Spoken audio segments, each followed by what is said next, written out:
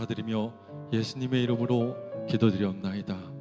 아멘. 오늘 말씀 다 읽지 않겠습니다. 우리 마태복음 22장 우리 29절부터 33절까지만 읽도록 하겠습니다. 제가 먼저 읽겠습니다. 마태복음 22장 29절입니다. 예수께서 대답하여 이르시되 너희가 성경도 하나님의 능력도 알지 못하는 거로 오해하였도다. 부활 때에는 장가도 아니가고 시집도 아니가고 하늘에 있는 천사들과 같으니라. 죽은 자의 부활을 논할진대 하나님이 너희에게 말씀하신 바 나는 아브라함의 하나님이요 이삭의 하나님이요 야곱의 하나님이로다 하신 것을 읽어보지 못하였느냐. 하나님은 죽은 자의 하나님이 아니요 살아있는 자의 하나님이시라. 함께 하시니. 읽습니다. 무리가 듣고 그의 가르치심을 놀라더라. 아멘. 이는 살아계신 하나님의 말씀입니다.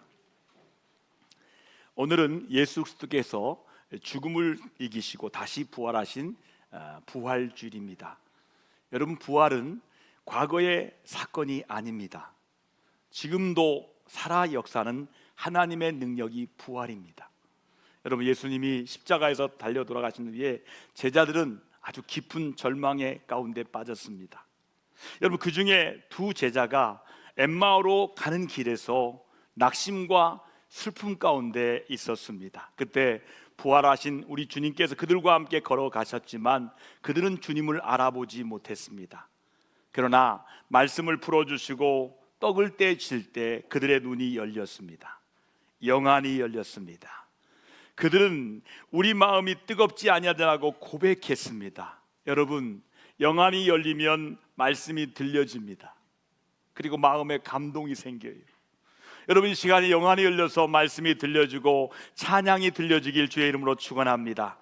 이처럼 부활하신 주님은 지금도 우리와 함께 계시지만 깨닫지 못하면 보이지 않습니다. 오늘 본문 말씀에서 부활을 믿지 않았던 사두개인들이 등장합니다.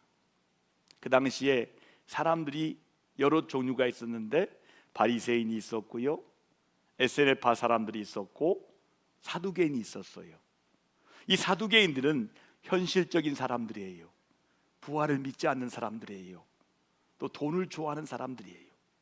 그들은 하나님을 믿는다고 했지만 현실 중심의 사고를 인해서 결국 부활을 부인하게 되었습니다. 그들은 모세의 율법을 가지고 극단적인 질문을 던집니다. 율법에 보세요. 7 형제가 한 여인과 결혼했을 때 부활 후에 누구의 아내가 되느냐는 엉뚱한 질문, 그러나 현실적인 질문을 합니다. 여러분, 이 질문은 진리를 찾기 위한 것이 아닙니다. 바로 부활을 부정하기 위한 것입니다. 여러분, 예수 믿는 사람들은 질문을 해도 진리를 찾기 위해 질문합니다. 여러분, 진리를 위한 질문하시기 바랍니다. 진리로 들어간 문으로 들어가시기 바랍니다. 그러나 부활을 부정하기 위해서 이렇게 사두개인같이 질문하는 사람도 있어요. 예수님은 그들의 문제를 분명하게 지적합니다. 뭐라고 했습니까? 너희가 성경도 하나님의 능력도 알지 못하는 거로 오해하였도다. 여러분, 부활을 믿지 못하는 이유는 두 가지입니다.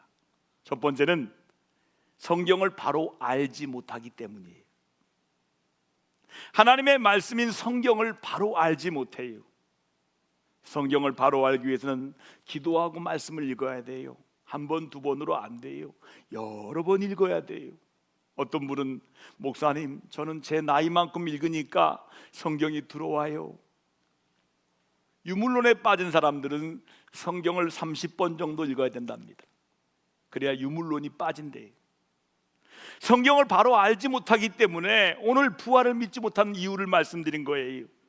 두 번째는 하나님의 능력을 믿지 않기 때문에 부활에 믿음이 없다는 거지요. 여러분, 하나님께서 뭐라고 말씀했습니까? 태초에 천지를 창조하시니라. 창조주 하나님께서 부활 너무너무 쉽지요. 우리 하나님은 창조주 하나님이시면서 부활을 이루시는 하나님이세요. 하나님께서 말씀했어요. 나는 아브라함의 하나님, 이삭의 하나님, 야곱의 하나님이다 말씀하셨습니다. 하나님은 죽은 자의 하나님이 아니라 살아계신 자의 살아계신 하나님이에요. 여러분, 살아있죠? 그러면 하나님도 살아계세요. 여러분 살아있는 것은 순간적인 살아있는이잖아요, 이 땅에서. 그러나 하나님은 영원히 살아계신 하나님이에요. 여러분 살아있는 자의 하나님임을 믿습니다. 하나님, 이 말씀은 하나님 앞에 그들이 여전히 살아있음을 의미하는 부활을 전제로 한 말씀이었어요. 여러분 아브라함 삶 속에 부활신앙을 우리가 볼 수 있어야 돼요. 죽은 것 같던 사라의 태에서 하나님은 생명을 일으키셨어요. 이미 경수가 다 끊겨졌어요. 나이도 90살이에요. 아브라함은 100살입니다. 도저히 이룰 수 없는 일이에요. 도저히 자녀를 낳을 수 없는 거예요.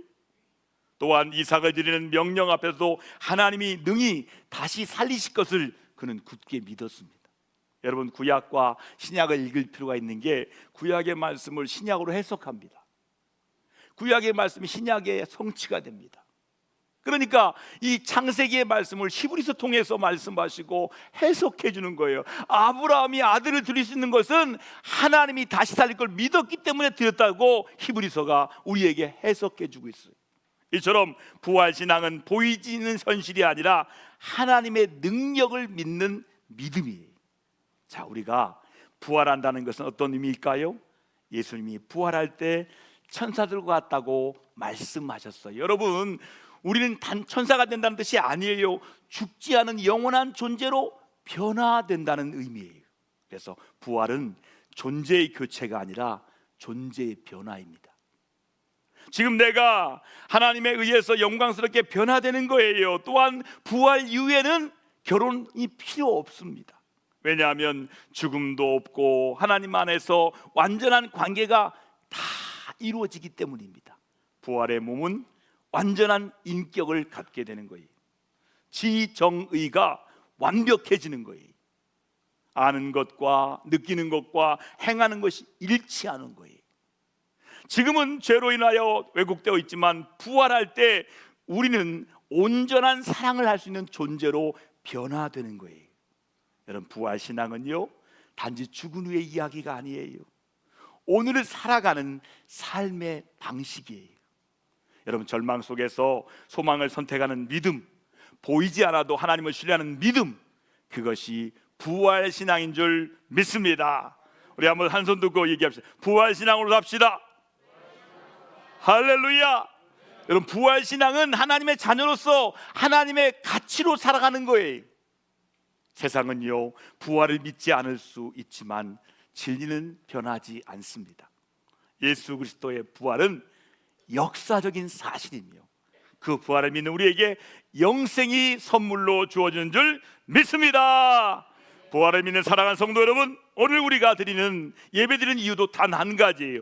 부활하신 주님이 지금 여기 우리와 함께 살아계시기 때문이에요. 그 주님과 동행하며 부활의 능력으로 살아가시는, 부활의 능력을 믿는 부활의 증인의 삶이 되시기를 우리 주의 이름으로 축복합니다. 우리 함께 기도하겠습니다. 제가 기도하겠습니다. 사랑의 하나님 아버지, 예수 그리스도의 부활을 통해 우리에게 생명과 소망을 주심에 감사드립니다. 우리가 때로는 엠마오 제들처럼 주님이 함께 계심에도 불구하고 깨닫지 못하고 살아갈 때가 너무나 많습니다. 우리의 눈을 열어주셔서 부활하신 주님을 믿게 하시고 바라보게 하시며 성경을 바로 알고 하나님의 능력을 믿는 참된 부활의 신앙을 우리에게 허락하여 주시옵소서. 우리 위해 죽으셨다가 다시 부활하신 예수 그리스도의 이름으로 기도드리옵나이다. 아멘. 우리 내려오고 계신데요, 우리 칸타타 부활절 찬양을 준비하기 위해서 정말 애쓰셨어요. 예수님의 부활은 2000년 전의 사건이 아니라 지금도 우리 가운데 살아계시는 능력인 줄 믿습니다. 말씀으로 들은 부활의 은혜를 이제 찬양으로 다시 듣게 됩니다. 우리 찬양대에 정성껏 준비했습니다. 예수님의 죽으심과 부활을 찬양으로 변한 칸타동의 주님의 부활의 기쁨을 함께 나누시기 바랍니다. 뒤에서 준비하는데 나오는 동안 우리 사랑과 격려의 박수로 맞이하겠습니다.